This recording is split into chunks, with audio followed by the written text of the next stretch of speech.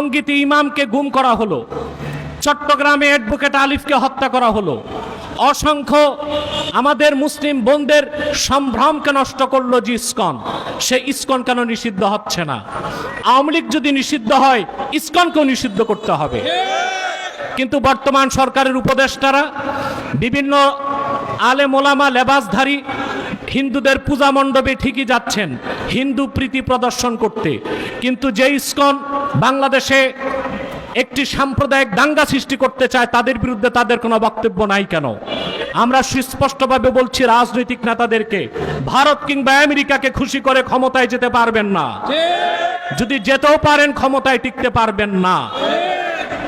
আহমাদুহু ওয়া নুসাল্লি আলা রাসূলিহিল কারীম, আম্মা বা'দ।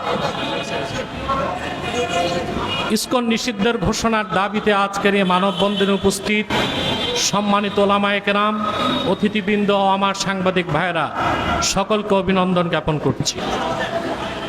আমরা জানি ভারতের RSS রাষ্ট্রীয় সেবা সংঘের একটি প্রাইভেট সংগঠন হচ্ছে ইসকন।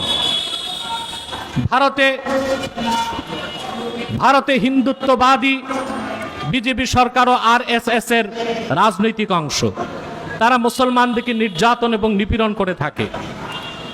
বাংলাদেশ একটি স্বাধীন মুসলিম রাষ্ট্র, এখানে অঘোষিতভাবে মুসলমানদের নির্যাতন নিপীড়ন করার জন্যই ইসকনকে বাংলাদেশে প্রতিষ্ঠিত করা হয়েছে। আমরা দেখি উগ্র হিন্দুত্ববাদে যারা বিশ্বাসী RSS সদস্য, ইসকন সদস্য, মুসলিম মেয়েদেরকে ধর্ষণ করাকে তারা তাদের ধর্মীয় একটি পুণ্যময় কাজ মনে করে থাকে। সেজন্য বাংলাদেশে সতী সাধ্বী কচি কাঁচা মেয়েদেরকে ধর্ষণ করে নষ্ট করার গভীর চক্রান্ত বহুদিন যাবৎ ইসকন বাংলাদেশে করে যাচ্ছে। বিগত ফেসিবাদের আমলে এই ইসকনের বিভিন্ন সদস্য প্রশাসনের বিভিন্ন পর্যায়ে বসেছিল। এখন পর্যন্ত প্রশাসনের বিভিন্ন স্তর থেকে ইসকন সদস্যদেরকে যদি সরানো না হয়, তা আমি নির্ঘাত বলতে পারি নির্বাচনের পর যদি কোনো সেটেল গভর্নমেন্ট আসে, তাদের বিরুদ্ধে ইসকন চক্রান্ত করে বাংলাদেশের মধ্যে অস্থিরতা সৃষ্টি করবে। এবং বাংলাদেশ বর্তমান সরকার ইসকনের ব্যাপারে কোনো পদক্ষেপ নিচ্ছে না কেন, এটা আমাদেরকে হতবাক করে। টঙ্গীতে ইমামকে গুম করা হলো, চট্টগ্রামে অ্যাডভোকেট আলিফকে হত্যা করা হলো, অসংখ্য আমাদের মুসলিম বোনদের সম্ভ্রমকে নষ্ট করলো যে ইসকন, সে ইসকন কেন নিষিদ্ধ হচ্ছে না? আওয়ামী লীগ যদি নিষিদ্ধ হয়, ইসকনকেও নিষিদ্ধ করতে হবে।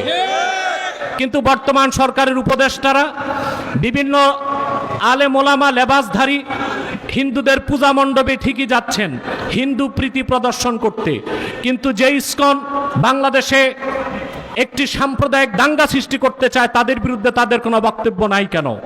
আমরা সুস্পষ্টভাবে বলছি রাজনৈতিক নেতাদেরকে, ভারত কিংবা আমেরিকাকে খুশি করে ক্ষমতায় যেতে পারবেন না, যদি যেতেও পারেন ক্ষমতায় টিকতে পারবেন না। আমি আরেকটি কথা বলবো, বর্তমান সরকারকে, বাংলাদেশের বিভিন্ন জায়গায় যে পরিকল্পিত আগুন কাণ্ড ঘটছে, এখানেও ইসকনের হাত থাকতে পারে। অতএব আজকের এই মানববন্ধন থেকে বর্তমান সরকারকে বলবো, ইসলামের শত্রু, মুসলমানের শত্রু, বাংলাদেশের স্বাধীনতার শত্রু, হিন্দুত্ববাদের ধ্বজাধারী ইসকনকে বাংলাদেশে নিষিদ্ধ করতেই হবে। যদি তা করার জন্য রাজপথে নামতে হয়, আলেম ওলামা পীর মাশায়েখের নেতৃত্বে বাংলাদেশের মুসলমান রাজপথে নামতে বাধ্য হবে। যেখানে সেনা অফিসারদেরকে আইনের আওতায় আনা যায়, যেখানে একটি রাজনৈতিক দলকে নিষিদ্ধ করা যায়, সেখানে ইসকনকে কেন নিষিদ্ধ করা যাবে না? অবশ্যই নিষিদ্ধ করতে হবে এবং ইসকনের কার্যক্রম বন্ধ ঘোষণা করতে হবে, নতুবা এদেশের মুসলমান আইনকে হাতে তুলে নিতে বাধ্য হবে। আল্লাহ আমাদেরকে তৌফিক দান করুক। সকলকে ধন্যবাদ জ্ঞাপন করে এখানেই শেষ করছি। ওয়া আখির দাওয়ানা আনিল হামদুলিল্লাহি রাব্বিল আলামিন। ওয়াসসালামু আলাইকুম ওয়া রাহমাতুল্লাহি তাআলা ওয়া বারাকাতুহু।